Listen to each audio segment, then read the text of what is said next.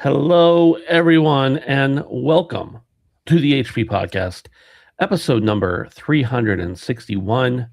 I'm Ben, and with me here today is just one of the beautiful boys, Brandon. Hello, Ben. You're only one of the beautiful boys, but you're still enough for me. Thank you. Thank you. Like, when I have both of the beautiful boys here, I feel overjoyed, overwhelmed with love and beauty. But just one is enough. Yeah, it's really when all of us are here, it's like being cursed with success. Yeah. Um, That's what I like to. Yeah, when both of you here, I like to. That's how I would describe it too. Like I'm cursed. Yeah. There's just too much sexual tension. But It mostly stems from Dave, if we're being real. I know, I agree. Yeah. I don't want to. I don't want to make him blush too much. But now that he's not here, we can talk openly about this. But Yeah.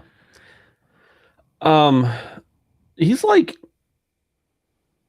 pretty handsome, actually. Oh yeah, absolutely. Great features. Excellent guy. Kind, caring, charismatic. If only he weren't Canadian, you know? Yeah, I mean, I think God was just like he would be too powerful as an American. Yeah. Um and so he just had to put him in the north Right. to lessen his power. Yeah. If only. I mean, it's crazy how he gave you and I like everything. I know. I think about it every day. I just wish more people We could have had looks, some of and we're Americans. some of the things I was blessed with, but Yeah. Davey's not here tonight. Dealing with some family stuff, and so he's hanging out with the babe. By babe, I mean child. He'll hopefully be back with us soon, but we'll see how that goes. He's in chat. Wow, just slacking, but also still watching. I get it. What a gentleman. What a gentleman. I hope your daughter's screaming in your face for missing the show right now. This is the HP Podcast. We talk about video games and pretty much whatever else we feel like. Brandon, I've been doing some light gambling lately. Wow, you and most of the country. That's true. And when I say light gambling, I mean very light gambling. Every 3 or 4 years, I go big spender and I pull out $10 and I go and make 10-cent bets on craps, or like on online craps and blackjack. So it is irresponsible, but it's also only $10 every few years. Yeah, so I feel like that's okay. I kind of look at that sort of thing as like entertainment. Yeah, it totally is. Like that meme of the guy mining diamonds. Yeah. It's gambling's like a huge problem, bro. It's like verifiably bad for the human psyche. Yeah. And causes rampant addiction. Yep. And it's never been more popular than it is in America right now. Yeah. You cannot go anywhere or watch anything without seeing an ad for gambling now. Yeah, the sports betting stuff, I feel like, crept in a little bit because it wasn't a casino necessarily. Like once the app started hitting, It wasn't in a casino. It didn't feel like you had to go to a bookie. You didn't have to go anywhere. It's approachable. There's ads for it on TV. Right, exactly. But it's still dangerous. I know there are some things that I know I either am or would be terribly addicted to, and I just stay away from them. And for me, gambling has never been one of them, probably mostly because I don't have any money. And if I did, I'm too cheap to lose it. Right. And that's kind of where I'm at. Like it never questions my mind to put more in than I need to. And I feel like that's a great place to be in. Yeah. I kind of look at it like going to the arcade. Like I'm getting enjoyment out of playing this game. And honestly, when I go to the arcade, I usually spend more money than that. And I still come away with nothing. Yeah, but the arcade games are more fair. That's the difference. No, you're thinking Carnival. Carnival is more fair. The Carnival is more fair than gambling? Oh, yeah, definitely. Yeah, definitely. It's the same thing, by the way. Right. I think I may have shared this with you before, even on the show. I can't remember. This summer, we were at the Butler Farm Show, and they have a bunch of like carny games and stuff. And of course, the kids want to play them. And they, I've explained to them, like, this is not a game you're going to win most of the time. So if you want to play it because you want to play, not because you want that giant stuffed animal you'll forget about as soon as we get home. So we got to this one game that was there at the carnival, or at the farm show, and it was one of those, like, it was just a straight up casino. It was like one of those ones where you put the coin in and it's like a push, like a push coin thing. Yeah. And the guy was just handing out quarters to get everybody started, so you'd get super addicted. And then my son was like, "Can I put in some of my own money?" I'm like, "I don't think it's a good idea, but you can spend a little bit." So it was like $2, whatever. He's playing a game. It's fine. And then a couple minutes later, I came back and I was like, "Did you just put more money in?" He's like, "Yeah, I spent like $8 or something like that." I'm like, "What? Why?" He's like, "I'm having a blast." And I'm like, "You're gambling. That's why you're having a blast. Yeah. You're not having fun because this is the most boring game in America." Waiting for that dopamine hit. Yeah. But I don't even think that connected with him, that it was putting money in hopes of winning money. Right. It was, "Oh, cool, when I put coins in, sometimes it pushes other coins away." Right. Like, I don't even know if he realized there was a monetary. Because if it had been whack-a-mole, he would have done the same thing. Right. Exactly. I don't know. But either way, yeah, for me, $10. If I lose that $10, it hurts, and it's going to be a couple years before I go back to the tables. So, man, I have some crazy indigestion tonight. Oh, Jesus Christ, I'm going through it. Do you need to let out a belch or something? No, it's just like I feel the rumblings in my tummies right now. I made this creamy curry soup, and it was 3 servings, and naturally I ate it all. Yeah. And that wasn't even all of my dinner, but it didn't taste enough like curry, and so I just kept adding more and more and more curry. Mm-hmm. To the point where it was just powder. I think I put way too much curry in it. I think I put way, way, way, way, way too much curry in it. So, I'm feeling it. Yeah. Well, if you need to dismiss yourself at any point, we'll just assume it's a train wreck. The worst, yeah. Yeah. No, I'm not in fear that it's going to come out the other side. I just think I'm going to be suffering all night. It's just going to feel like there's a heating pad on my stomach all evening. You're kind of suffering most nights, to be fair. Maybe not from the same thing, but true. I am plagued with ailment, mental, usually. Yeah. Yeah. If you want to help Brandon's pain go away just a little bit, you can go over to patreon.com/handsomephantom and help support the show for as little as $1 a month. If you're an audio listener, you can get ad-free audio access a day early. And if you are checking us out here on YouTube, we appreciate that. We record live every Tuesday night. No, it's Wednesday night at 7 p.m. Eastern. You can also hang out with us on Discord for totally free. You don't have to be a member or anything. You just have to be cool. Come on over to handsomephantom.com/Discord. We'll see you there. Brandon, you want to talk about some video games? Sure. Yeah, let's fucking do it, man. The last time we had some news about this particular game, we regretted, or about this particular franchise, really, we regretted not making it the lead news story. And you could argue that some of the other news stories we have here tonight are, more important for the industry or whatever, but none of them were more near and dear to our hearts than this. According to a post on Steam, Deep Rock Galactic Season 6 Relics of Hoxes is coming to Steam on January 29th. They said, "Hello, miners. We hope everyone's having a mineral-rich start to 2026. What a number. And you know what else ends in 6? Season 6. Speaking of which, we've got news. We're here to share the official Season 6 key art and reveal the release date. Though some of you keen-eyed miners already figured it out from the clues we teased earlier this week. Relics of Hoxes is coming to Steam in just a few weeks on January 29th. It'll hit consoles about 2 weeks after that. So this season, they've got some new DLC. They're going to be having some new events as well. They've got a heavy excavation mission, et cetera, et cetera. Brandon, it's just a season update. But sure, I think it's pretty cool that this game continues to chug on. They continue to support it. It continues to have a great community. It's really special, in my opinion. Yeah, and I think that the continued success of this game is a testament to how dedicated the community is. I feel like a lot of the times these social games and these companies want to chase something that's social and as big as it can possibly be, and gravitate towards every demographic they possibly can. But I think they're doing it right here, where they have a core audience, they have a core fan base, and they're tailoring to them, and they're not worried about making it the most accessible, widely available thing. These are the people that put money on the table, put food in your mouths, and they're just keeping it what it is. And I love that.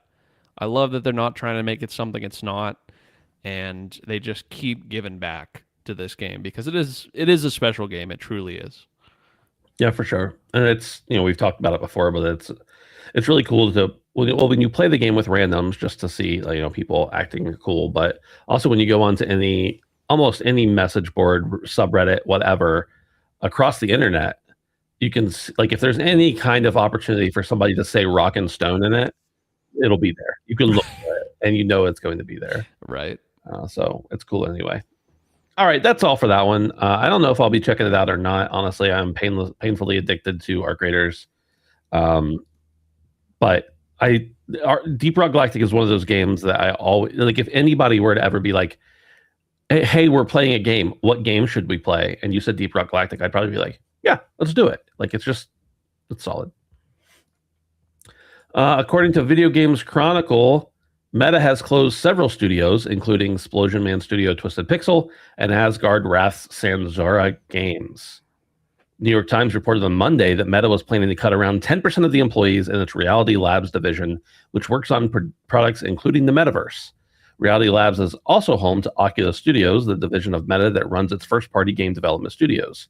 These layoffs appear to have now started, and the game studios appear to be part of the cuts.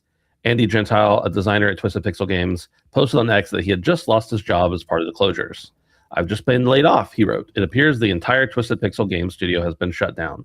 Sanzora Games too." This was corroborated by Ray West, a senior level designer at Sanzora, who wrote on LinkedIn, "Well, as many will hear soon, several meta game studios were closed today, including Sanzaro." Man, Brandon, Twisted Pixel has been around for a long time. I didn't realize, and I mean, I knew they'd been around a long time, but this article says 2006. Wow. That's a long run. It's sad that they joined up with Meta, which seems like an impenetrable organization with infinite money, after making the hugely popular Explosion Man and the almost as popular Ms. Explosion Man, and then games like The Maw and Comic Jumper. I remember those games. I played all four of them and enjoyed them all. Yeah. And then they got acquired in 2021. They released Deadpool VR just last year in 2025. Now they're gone. Sanzara Games, also founded in 2006. They made Secret Agent Clank, the Sly Collection, God of War Collection. They mostly did ports. But in 2019, they released Asgard's Wrath, which was pretty big. And then Asgard's Wrath 2 was even bigger. And it also came as a free launch game on MetaQuest. So that was a big part of it. But Brandon, what do you think about this? Do you think is it just, Meta doing business as Meta does, or is it a sign of VR, condensing? What's going on? Yeah. Also, sorry, I have to cut in. This is very important. Dave in chat said new DRG skins are unofficially Indiana Jones themed. I see that. Yeah, the whole Raider theme. I love it. Love it, man.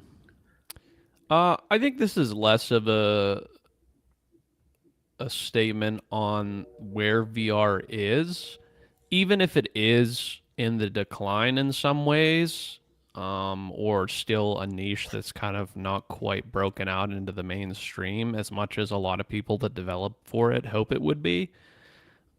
I think this is more a testament to something very similar that happened to Amazon. I think that if your company becomes acquired by one of these mega corporations, your best bet would probably be to start looking for a job with someone that's independently owned or behind a different company. Because much like Amazon, I think that Meta takes on these things and they go into these spaces where they're not well versed. And above everything else, instead of being under an umbrella like Sony, like Microsoft, like one of the other large businesses, these companies view these gaming divisions as complete sidebars. And once they stop producing to the likes of their shareholders or their expectations, they quickly become liquidized. Hmm. So, yeah, I think that unfortunately this is just another case of companies that are tenured and have had long histories being gobbled up by even larger companies that don't put gaming in the forefront of their thought or their business plans, and therefore they are expendable. I think that's unfortunately what this is. I can't remember which one of the studios. Did you say which one was the port studio? Censaro. That surprises me a little bit. If, regardless of what they were currently working on, I feel like that would be a good asset to have in your back pocket. Not that remakes or remasters are always the cheapest thing, but they can be cheaper. And to have a studio that has done a bunch of that in the past, I feel like that probably would have been good for Meta to kind of keep on them in case they acquired some IP they want to kind of shit out some ports for, because we all know that people will buy that no matter how shitty it is most of the time. So, yeah, I mean, I really do think this is just a product of what happens when big companies buy these studios and gaming isn't their priority. The big companies, I guess, is Yeah. what I'm saying.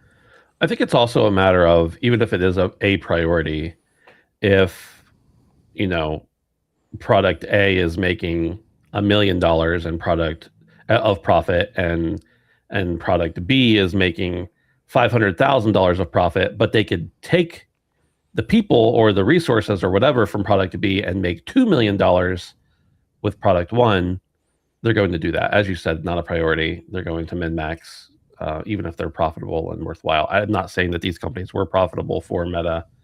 Um, Well, clearly not.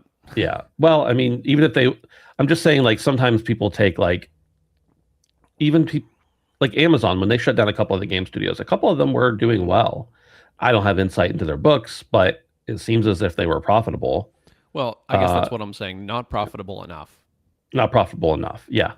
Yeah. So it comes down to, like, if they were focused on that vertical of gaming, it wouldn't matter how much profit they were making, but it's more about, we want to divert resources into this other thing that we could maximize profits on, and Right. stinks. Right. Sayonara. I really do feel, I mean, I feel like I have a really personal connection to Twisted Pixel.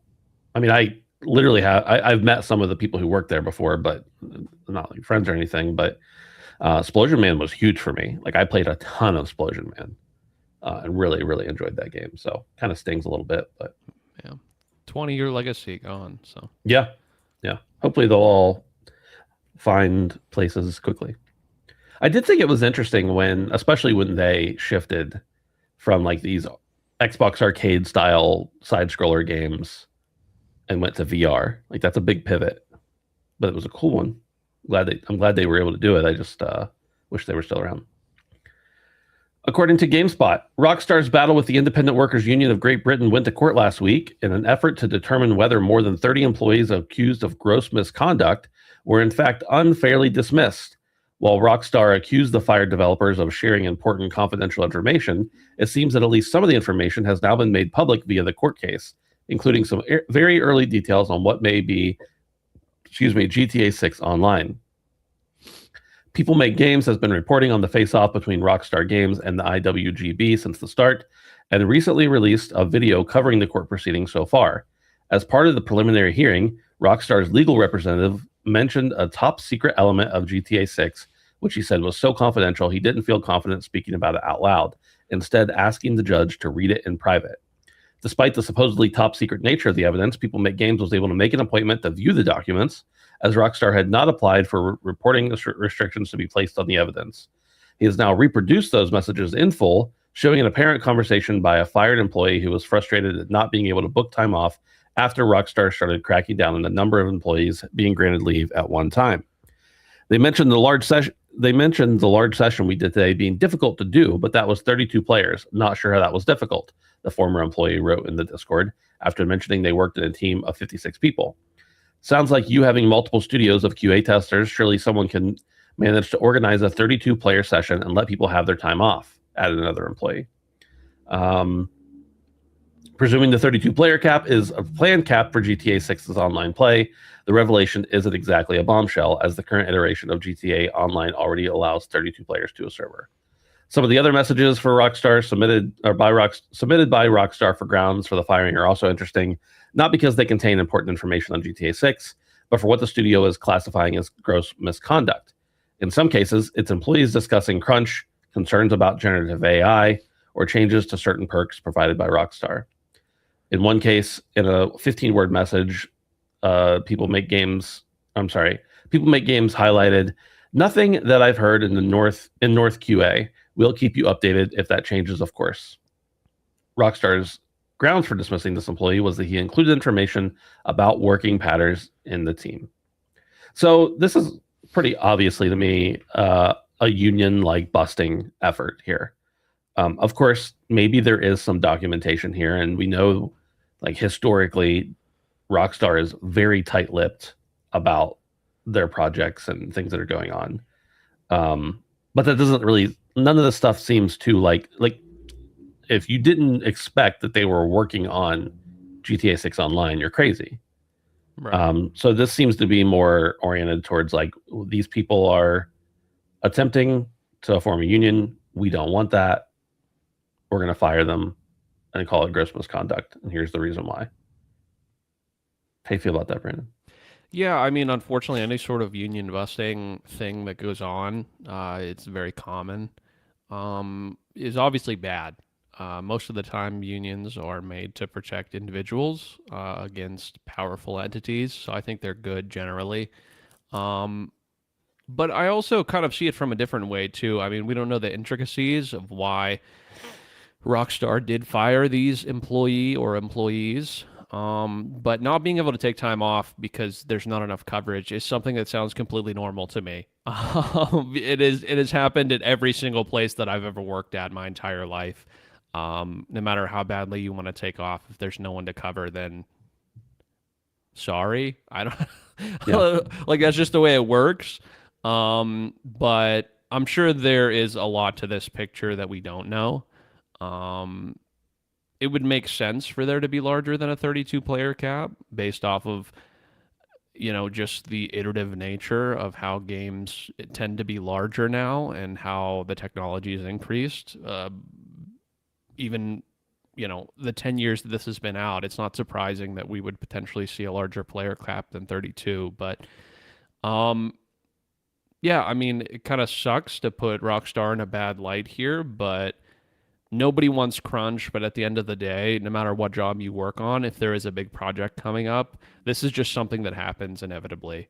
And you certainly want to minimize this sort of thing. You certainly want to be fair about it. You don't want to take away anybody's, abilities to live like a normal person. But I think the ideas around crunch culture sometimes can be misguided and kind of virtue signally.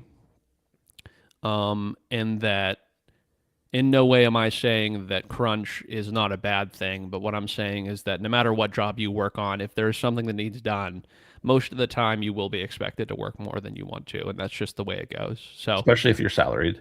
Yeah, exactly. So, and that's just the unfortunate reality. Like I said, everyone deserves time off. Everyone deserves to live a normal life and not, be extended past their means. But I feel like sometimes the argument for crunch culture is in bad faith if you've ever worked a job ever, because that just kind of happens.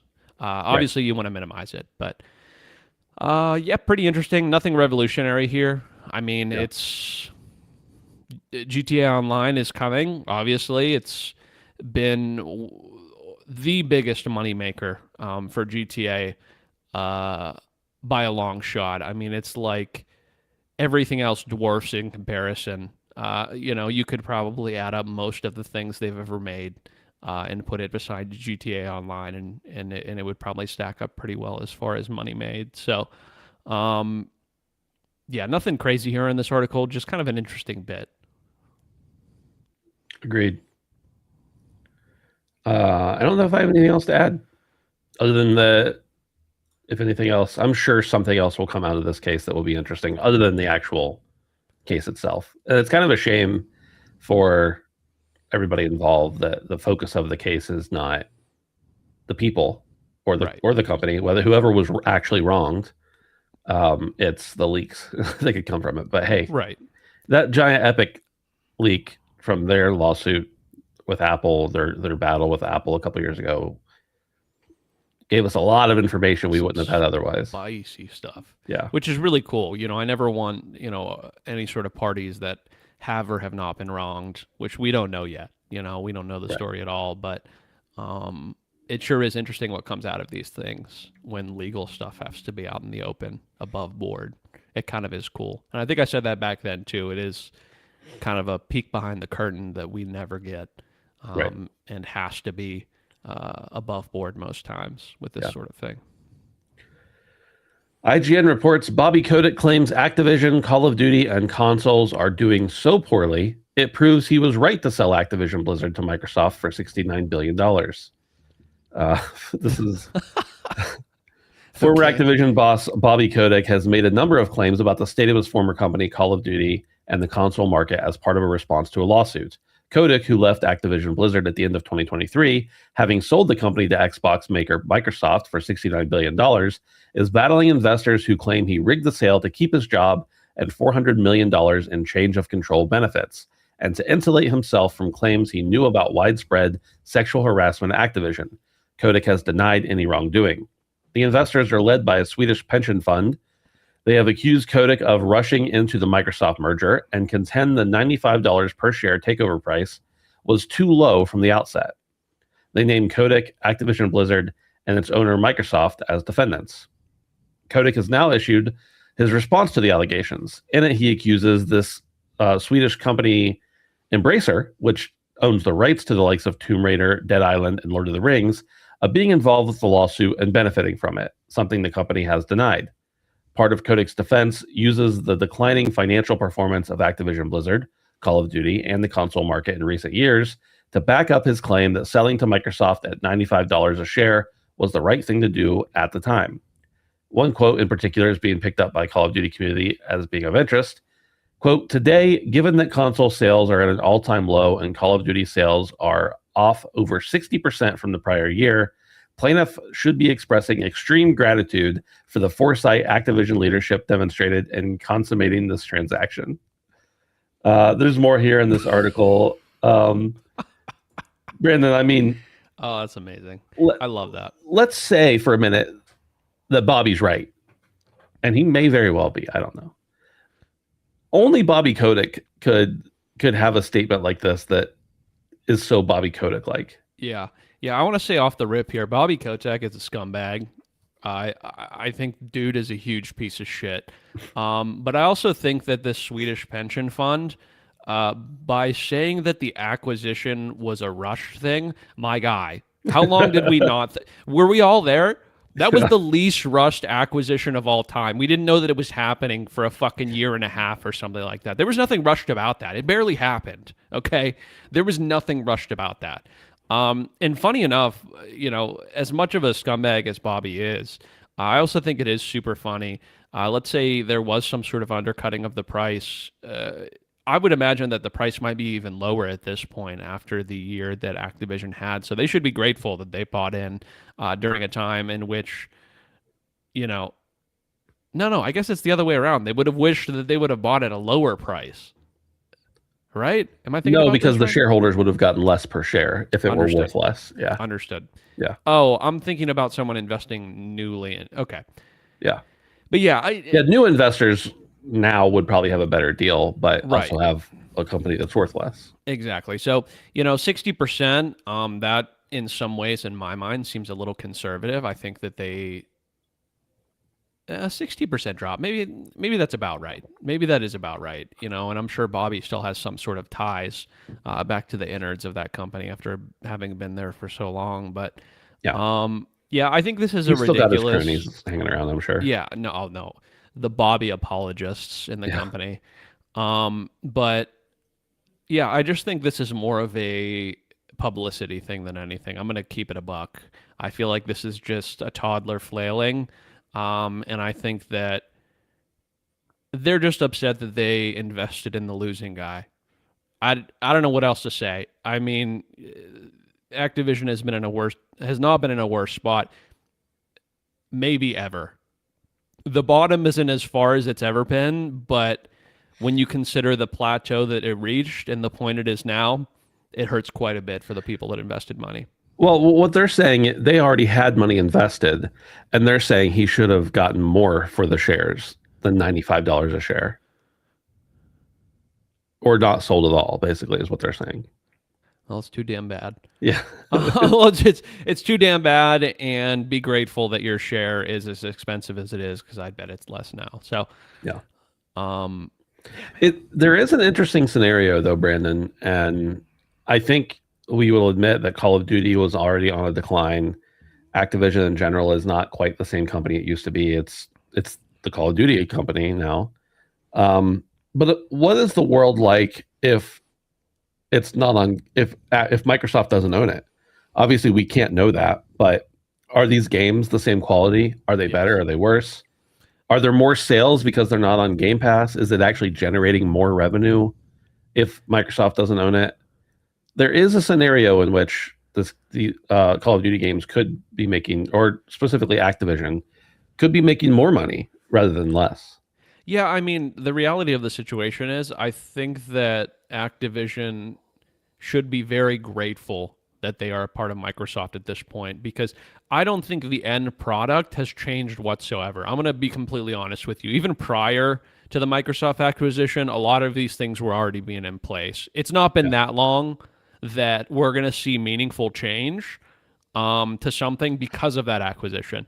And I think that people at Activision not only should be thankful, but should be on their knees, you know, cheering that they are a Mhm. part of Game Pass, because I think that this Call of Duty would have done even worse if it was not a part of Game Pass. And I think it would have been the exact same thing. I think that they should be grateful that they are a part of Xbox, because I think they have made money from this. Yeah. I think that whenever you have Game Pass, you are more willing to pump money into microtransactions. A lot of people have Game Pass and don't even think about it, or it's a part of their Xbox Live subscription, and so it just is something they have no matter what. And so I think in a lot of ways, even if we do have a 60% decline in Call of Duty sales, I think that that number would be significantly larger, even if we're not seeing the microtransactions in that 60%. I think that in a lot of ways they have a lot to thank Xbox for here, because I think it would be in a way worse spot, way worse, if they weren't a part of that. Agreed. Brandon, that's all the news stories we have That's for it. today. We're moving fast. When there's only two out of the three of you, the show moves faster. That's all right. Of course. The fabled short show. I mean, it might actually be. We'll see. Brandon, we've got some games to talk about that we've been playing. We've been playing Arc Raiders, and Yes. really, not a lot other than Arc Raiders. Yeah. Talk to me. Let's talk about something different, or a new approach, or a new something interesting other than just we've been playing Arc Raiders. Sure. Yeah, I mean, I finished my expedition, and I Mhm. have like 50 some days left. I've finished that for about a week now. So now I'm just doing the money grind, which has been fun to kind of just have a very poignant thing that I want to accomplish, and just doing that over and over and over again. It's more of a slow burn, because it does take a long time to build up wealth in that game. Um, but it's been good. And there's been a lot of shakeups as far as the quote unquote meta. I Mhm. feel like there is a meta in this game, but it's so much less aggressive than something like a Call of Duty. Um, there was some stuff that was nerfed that's really good. There was something called the trigger grenade, which is kind of like a C4, but instead of being heavy, it's something that you throw that's very light. It's not called the trigger grenade. In the game, it's called the trigger nade. The trigger grenade, No, the trigger nade. trigger nade. That was nerfed, which is very good. It desperately needed nerfed. It was absolutely broken for weeks and weeks and weeks once everyone discovered how amazing it was. So that's been nerfed, which allows you more time. I think when after you let go of it, there was a point 0.5, half of a second that you had before you can make it explode. And that was causing a lot of people to be able to do it in midair, and it had a huge blast radius. So it would melt your entire shield and half or more of your health with one single grenade, like every time. So they've changed that from 0.5 seconds to 1.5. It also makes what I believe to be a much more audible sound, which is really nice. Either that or it was making it before the before the nerf. Nobody ever did it quick enough to actually be able to hear the sound. It's very possible that sound was there before, but that little extra time is all that it took to kind of be able to actually dodge that sort of thing and kind of pull people out of their holes if that's what you were trying to do. So I think it's in a really good spot. They also made some changes to one of the weapons. A lot of people were using a macro, which is against TOS, but they lowered the fire rate of the weapon called the kettle to a reasonable rate that people will be able to naturally achieve with the fire rate. It's semi-automatic, and kind of tone that down a little bit because the only people that were reaching the other threshold prior to the nerf were people that were macroing. So yeah, some really awesome changes. One of the events just wrapped up. There's a lot of rumblings right now about the next event. There's some things that have been teased in game about a volcano event. Mm-hmm. So it seems like we might be getting a fire or some sort of volcano ash something event.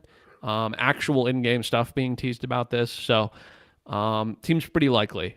I also saw a little bit of a tease about a swamp event, which may have been from data miners. I don't know. I would love that as well.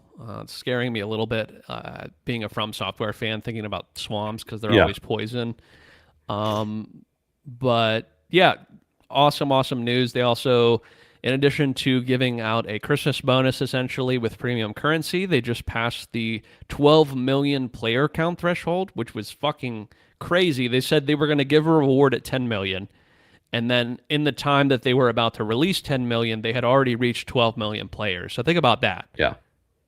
It happened so quickly that they were going to release it at 10, and before they got it put out, 12 million players had been achieved. So just insane success. We talked last week about the 91% of players being retained. Unfathomable wealth to Embark, and big congratulations to them because it's well deserved. So yeah. And this is one of those games, like we know how much money a lot of games make, like Fortnite and Call of Duty and what. Like we know these bigger live service games, and make no doubt about it. Like this is a live service game. It is a game that you pay for. It's also a game you can spend microtransactions in. But I don't feel like there's anything scummy about it at all. no. So I'm very happy to see their success.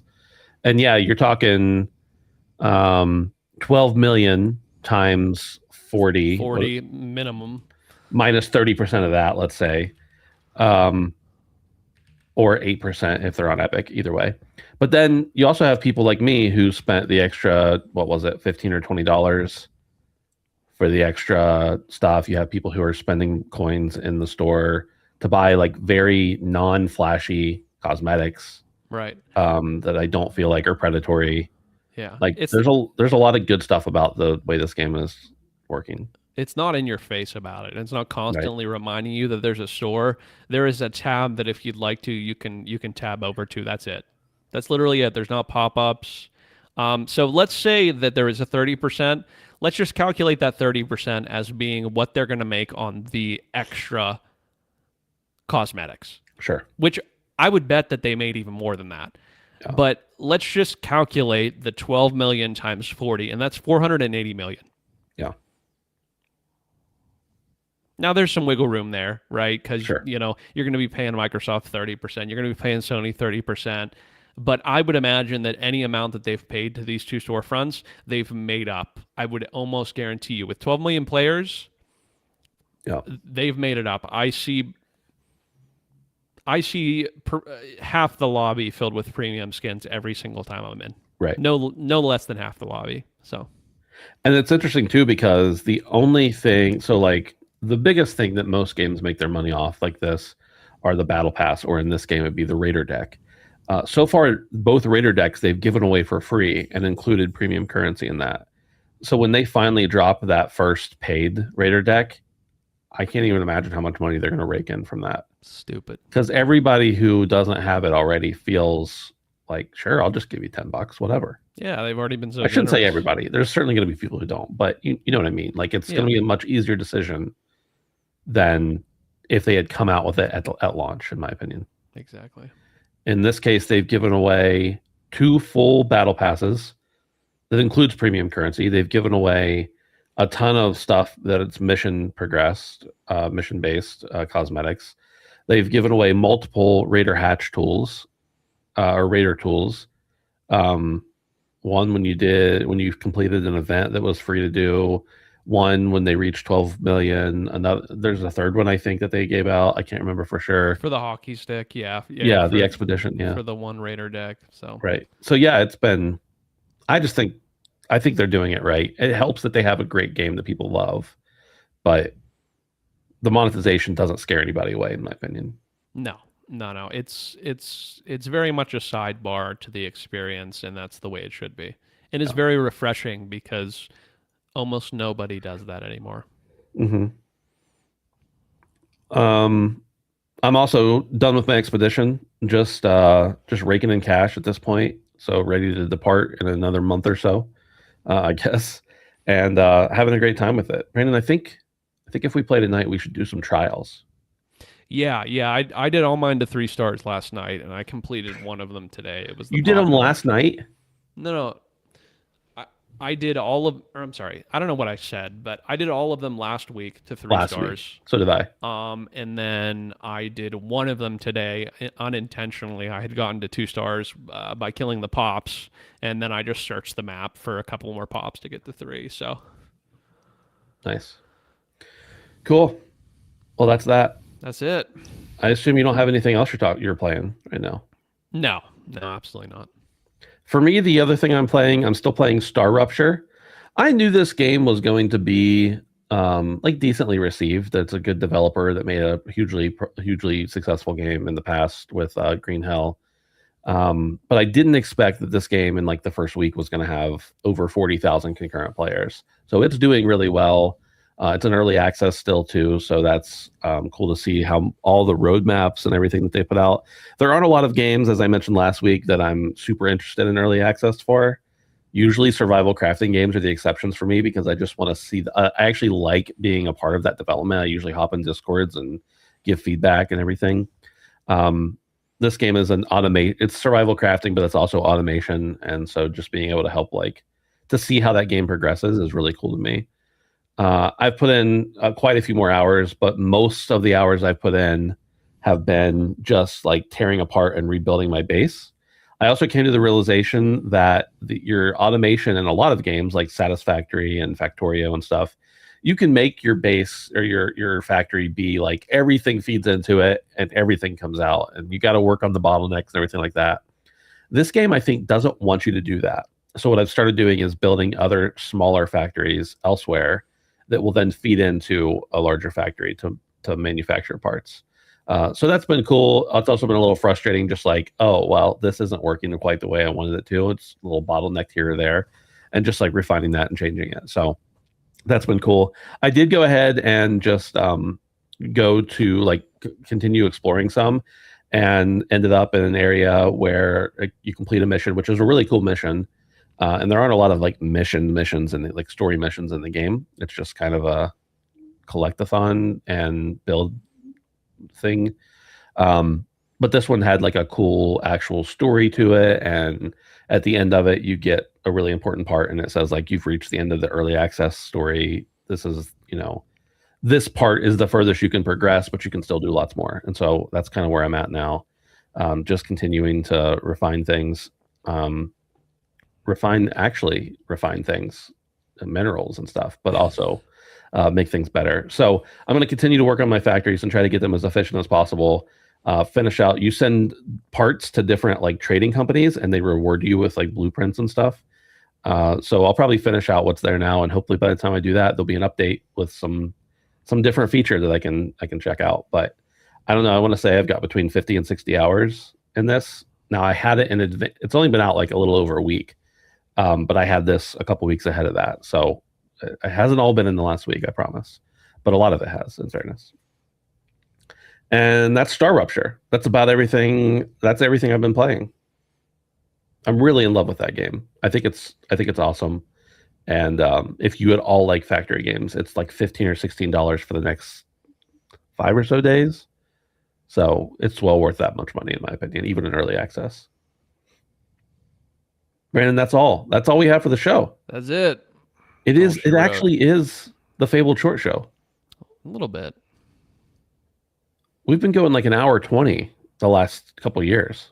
So we're 1/3 though. So I feel like for 1/3 down, we cheated. We did. Yeah. All right. Well, if you don't have anything else to say, that's it. Don't forget, you can check us out on Patreon over at patreon.com/handsomephantom for as little as $1 a month. We appreciate all of you who already support us there and those who might in the future. And then Discord.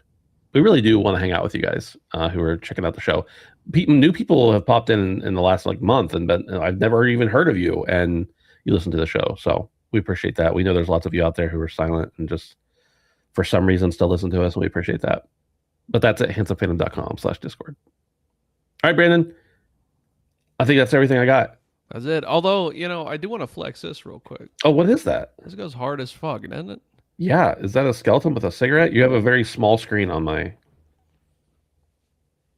That's a skeleton with a cigarette. It goes hard as fuck. That's one of my favorite paintings. I got this at a... So those those blankets that everyone's mom or grandma had that are like woven photos, and in the end they're very frilly? Yeah. Well, my girlfriend and I went to this traveling vintage show that goes across the country that was in Pittsburgh at the Monroeville Convention Center. Yeah. And one of the vendors makes these from these blankets. And this is a very famous painting. It's actually one of my favorite paintings. I actually want to get a tattoo that's based off of this painting. And I saw this and I had to have it. I absolutely Who did that painting? I don't know. Oh, okay. That's fair enough. That I don't know, but it is a very famous painting. I know that factually because I've seen it many, many, many times, and every time I've seen it, I feel like I've seen it too, but I didn't really connect the shirt to it. I also have a skeleton on my sweatshirt. This is a hoodie from a company called Jinx that existed many years ago. I think they closed a while back. I had from an old website I had some like credit left from the time they sponsored us or something. And as they were going out of business, I was like, do I have any of that left? And I went and found it and spent it on some old merchandise. Oh my God, it's a Van Gogh. Is it a Van Gogh? I'm a fake fan. He's like one of my favorite artists. I actually had no idea this was his because it doesn't look like a lot of his other paintings. No, it doesn't. I had no idea this was a Van Gogh painting. That's crazy. Okay. All right. Thanks everybody for hanging out. Appreciate it. Go buy yourself a cool sweatshirt. We'll catch you later.